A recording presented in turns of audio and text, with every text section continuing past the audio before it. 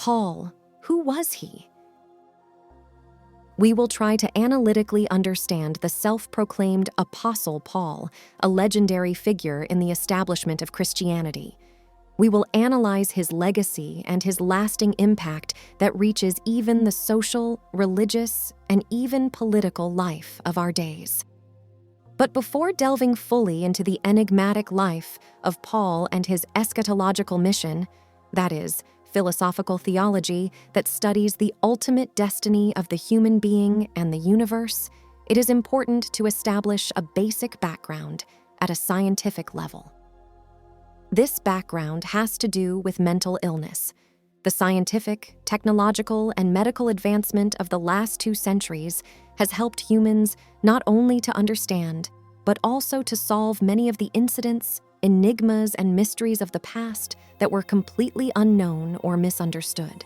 For example, life in the 1st century was full of ignorance in different fields, especially related to mental illness and its accompanying superstitions and myths. Various illnesses, and in particular, illnesses of a psychiatric, mental, or psychological nature, were attributed to the influence of demons or, on the other side of the coin, to divine intervention.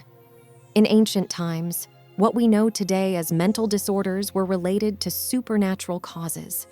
The most primitive cultures attributed these disorders to demonic possessions or other cosmic forces or to gods.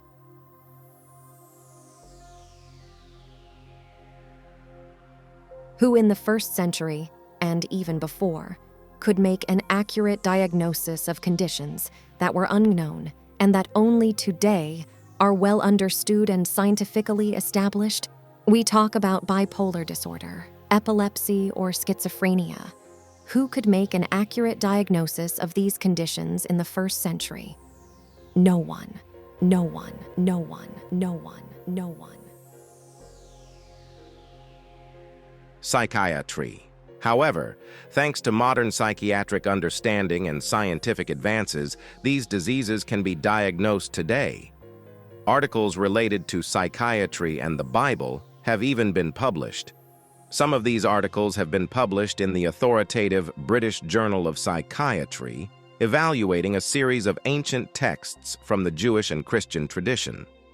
These articles offer reflections that identify discourses, experiences, beliefs, or behaviors indicative of a mental disorder. Apart from psychiatric disorders, dreams also influenced people. Due to the lack of knowledge, people lived in fear of what these dreams could imply to the detriment of the individual. Even today, many people seem to have similar ideas and fears about dreams. People also continue to confuse conditions such as, for example, the so-called sleep paralysis. Sleep paralysis is a feeling of being conscious and at the same time unable to move. This medical condition is attributed out of ignorance, particularly in religious circles, to the presence of a demon that is preventing the person from voluntary mobilization. Over the centuries, the symptoms of sleep paralysis have been described in many ways and often attributed to an evil presence, nocturnal demons, like the old witch in Shakespeare's Romeo and Juliet, and even kidnappers or extraterrestrial agents. Many cultures throughout history have had legends of shadowy evil creatures that, at night, terrorize defenseless humans. People have long sought explanations for this mysterious sleep paralysis and the feelings of terror that accompany it. Today, it is proven that it is a medical condition that can be treated. A UK organization providing a platform for patients, caretakers, and families, and providing information about schizophrenia to everyone living with it, states, "Religion and spirituality play an important role in schizophrenic experiences in many people. For some, religious delusions or intense irrational thinking based on religion may be a component of their symptoms. For example, they may believe that they have been sent by God to become a great prophet." Nowadays, different people claim to have experienced what is often called close encounter experiences. Yes, schizophrenia is a disease, among others, that affects the way the mind works. Paul and mental illnesses. Having considered issues related to mental illness in the past and the ignorance of those psychiatric conditions throughout history, let us now talk about Paul. We ask, is it possible that the so-called Apostle Paul suffered from a mental illness? Does it sound scandalous? You probably think that, but why do we ask this question? This is not the first time that questions of this type have arisen about Paul, his visions, and his experiences. Different experts have presented several thoughts in this regard.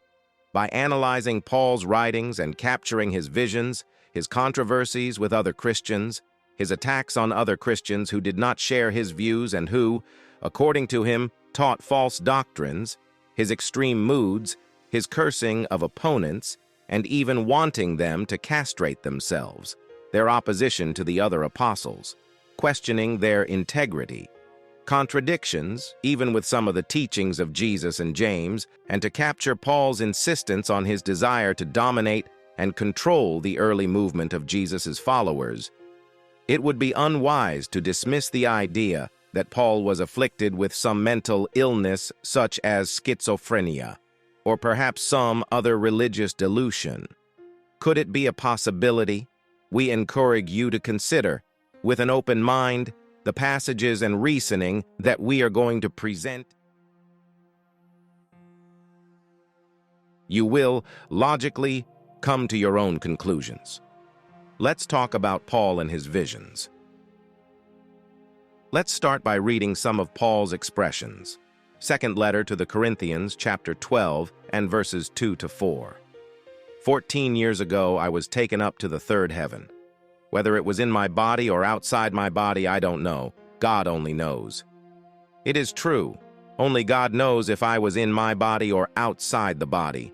But I do know that I was taken to paradise and heard things so incredible that they cannot be expressed in words, things that no human is allowed to tell. Second letter to the Corinthians, chapter 12, and verses 7 to 9. I was given a thorn in my flesh, a messenger of Satan to torment me and prevent me from becoming proud. On 3 separate occasions, I begged the Lord to take it away from me. Now reason about the expressions, the third heaven, taken to paradise. I heard incredible things, messenger of Satan to torment me. Additionally, consider the expression on 3 occasions, and he told me, expressions that seem to indicate an ongoing face-to-face conversation with Jesus.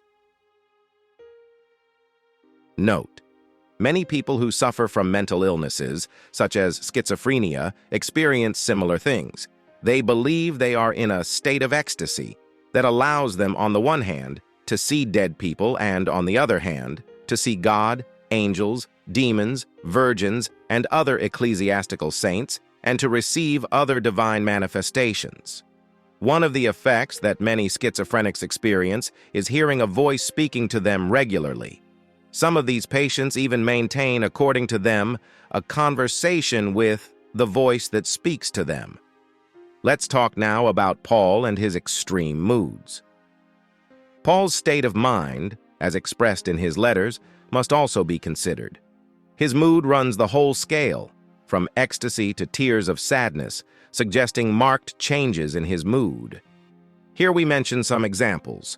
2 Corinthians 3, verse 18. So all of us, from whom the veil has been removed, can see and reflect the glory of the Lord. The Lord, who is the Spirit, makes us more and more like him as we are transformed into his glorious image, expression of ecstasy. 2 Corinthians 2, verse 14.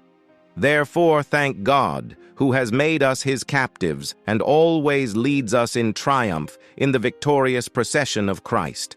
Now he uses us to spread the knowledge of Christ everywhere, like a fragrant perfume, expression of ecstasy.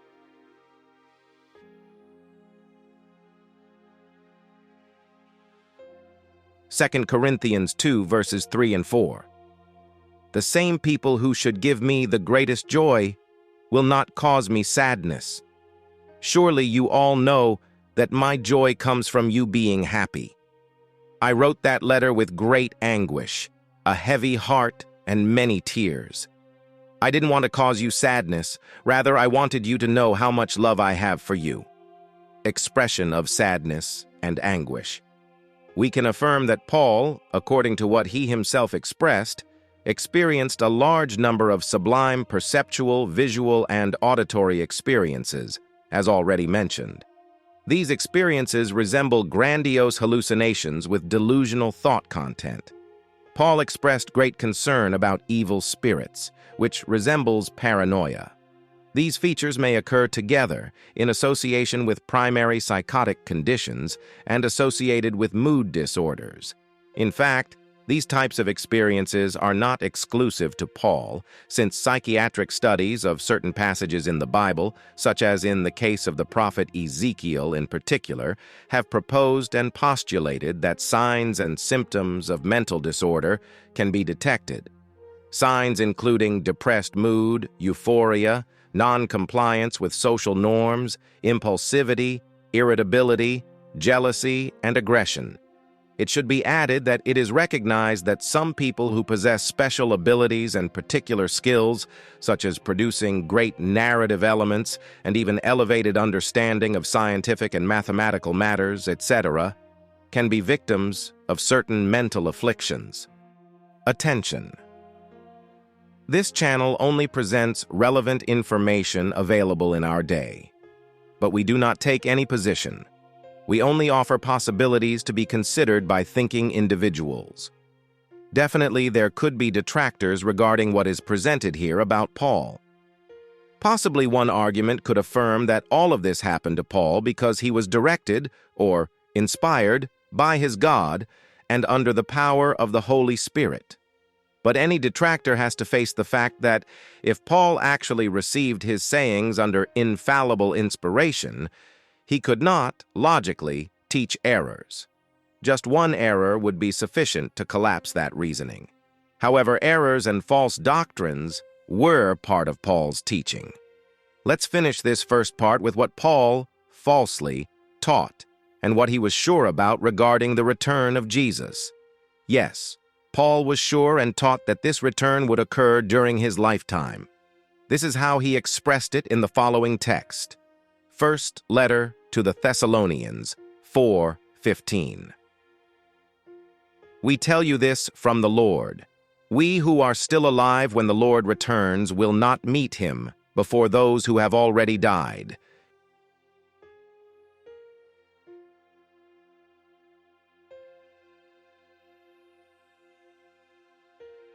Yes, Paul thought he would be alive when Jesus' return happened. That theology turned out to be false, but this is how he taught those who followed his dogmas and doctrine. It should be emphasized that the first letter to the Thessalonians is the first official document of all the scriptures of the New Testament canon. In other words, it is the first documentation of the biblical beliefs of the Pauline Messianic movement. The initial Pauline writings already contained falsehoods.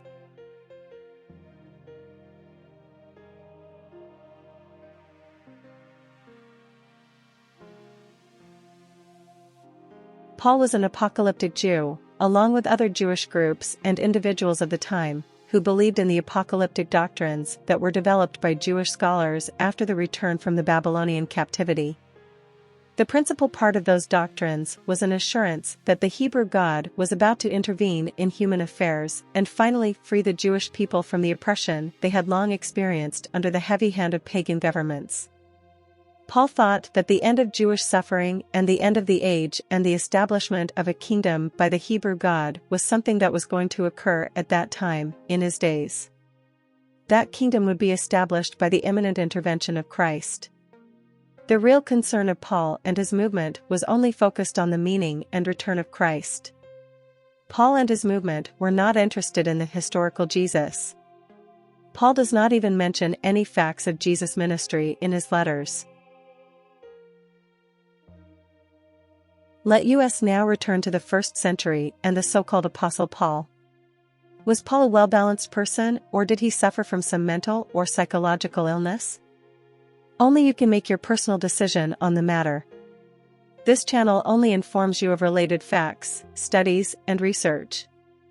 We have already mentioned that it is recognized that some people who possess special abilities and particular skills, such as producing great narrative elements and even high understanding of scientific and mathematical matters, etc., can be victims of certain mental afflictions.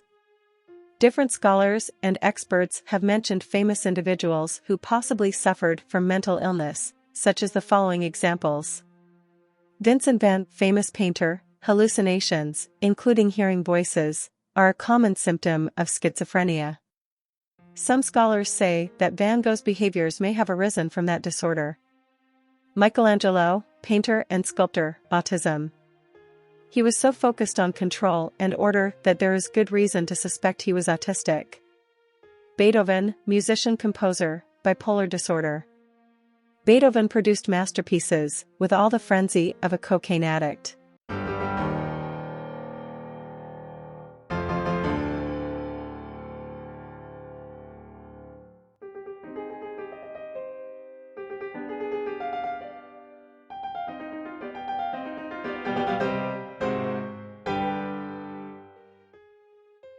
That may have been due to his mental illness.